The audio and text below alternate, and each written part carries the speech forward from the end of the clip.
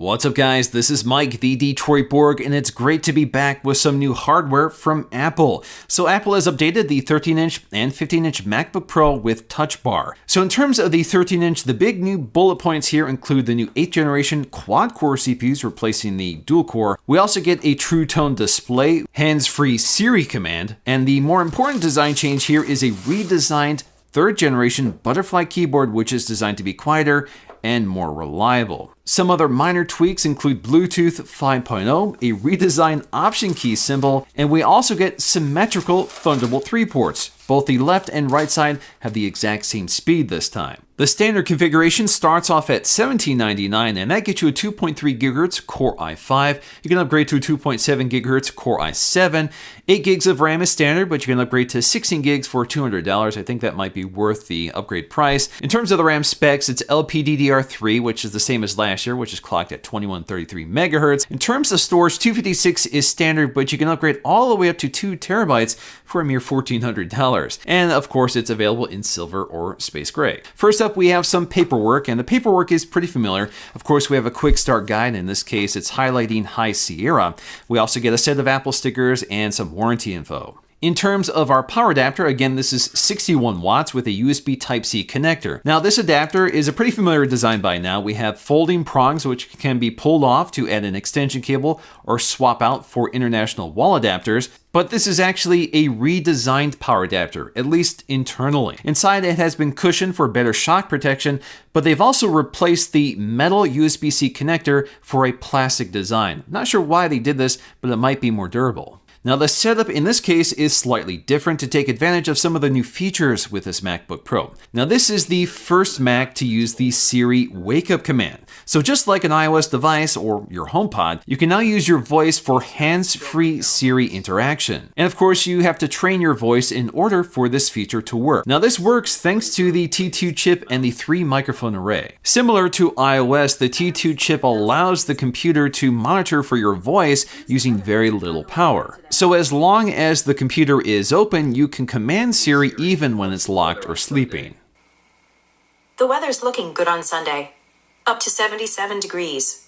Also new to the Mac, but not new to iOS, is True Tone. So again, we get a demonstration of how the True Tone display works. So in addition to brightness, the adaptive sensors will also measure for color temperature. So this will reflect the ambient lighting conditions of the room the computer is in. And what's great is True Tone extends to attached displays like the LG 5K display or the Thunderbolt display. And even the Touch Bar is using True Tone to match the display on the MacBook, so that's pretty impressive. Now, because True Tone needs to use the ambient light sensors and the T2 chip in the MacBook Pro to adapt the display color temperature, this will not work if the lid of the MacBook Pro is closed. So for attached displays, if you want to take advantage of True Tone, you'll need to make sure your MacBook Pro is open. The display is covered edge to edge with a glass panel with a nice anti-reflective coating, so although we have a glossy display, it does one of the best jobs in terms of mitigating glare that I've seen on any other laptop. The IPS display, once again, is 13.3 inches with a resolution of 2560 by 1600. That's good for 227 pixels per inch. We get 500 nits of maximum brightness along with the wide color spectrum of the DCI-P3 spec. We still have a 720p FaceTime HD camera in the same location as before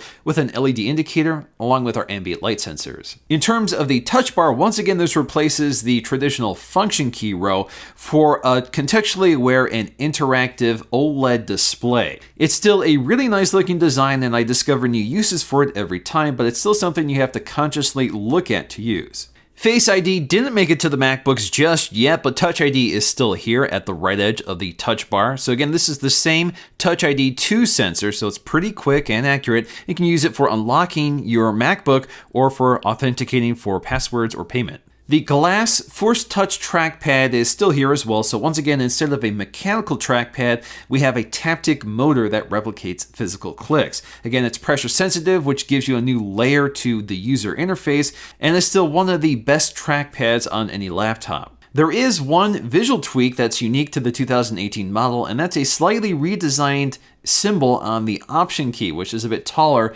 than it was from the 2017 redesign.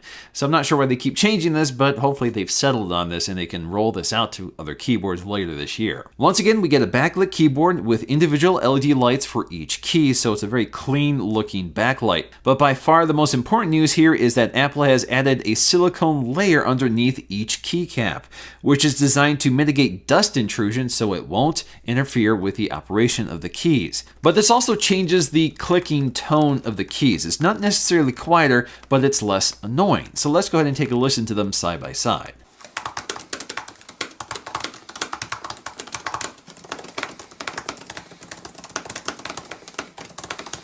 Now personally, I've been a big fan of this keyboard design since it came out because it's so fast. There's less mechanical action and the keys are extremely solid and wide, so you can hit the keys really quickly and accurately. And this third generation for the most part feels exactly the same, but it's a little softer sounding, and initially it doesn't feel quite as crisp as the second generation, but if I wasn't comparing them side by side, I wouldn't know the difference. Now, ventilation is going to be very important for this computer because of those quad-core chips. And if you go for the i7, you want to make sure this computer can breathe very well. Now, there's lots of ventilation here, but it's pretty well hidden. So you'll find ventilation inside the hinge as before, but you'll also find ventilation along the bottom side edge, which is also part of the speaker design. Apple also redesigned the internal speaker system. So although the speaker grills on the top are still fake outlets, the speakers actually come from the vents on the side. The speakers and the chambers have been redesigned for the new larger battery, and the effect here is definitely an improvement. To my ears, it's not louder, but the quality of the sound has improved slightly. So there's less of that tinny or muffled sound and more of a fuller, wider sound. Captain Christopher Pike requests permission to come aboard. Well, Commander, this is awkward, but the best way to get into a cold stream is to jump right in. I'm here to take command of the Discovery under Regulation 19, Section C.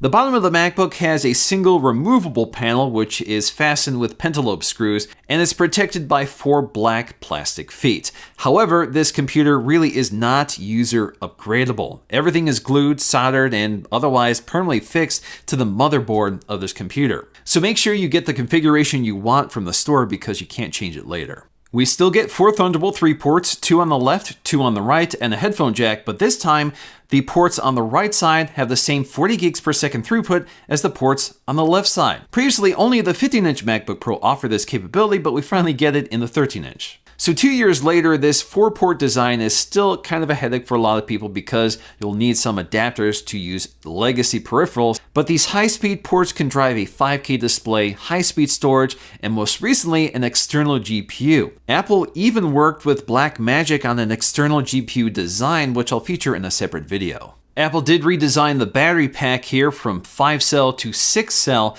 and it's larger, up to 58 watt-hours from 54.5 watt-hours. Now that doesn't mean we have more battery life, it's still 10 hours, but this offsets the power demands of the new quad-core CPUs. Also interesting is that although they've increased the size of the battery, they've kept the weight the same by shaving the chassis down just slightly. Now taking a look at our synthetic benchmarks, comparing this to the same spec version from the last generation, we can see this is one of the biggest spec bumps we've seen for a MacBook Pro since 2011. So when it comes to Geekbench, the single core score is up modestly, but the multi-core score, going from 2-core to quad cores, is a huge difference. We go from about 8,800 to over 15,000 or closer to 16,000. Graphics performance is up only slightly. So again, we have an integrated GPU. There is no dedicated GPU on the 13-inch model. And this time it's the Intel Iris Plus 655 chip. This replaces the standard 650 chip from last generation. So with Cinebench, despite the massive CPU gains, almost twice the performance of the previous design, the OpenGL score is only separated by a few frames per second. SSD speeds are unchanged from the last generation, which is to say they're extremely fast. There is one side effect of these powerful chips that I noticed during my benchmarking, and that's the fact that these get quite hot under load, so the fans tend to spool up more so than they did with the dual-core processors.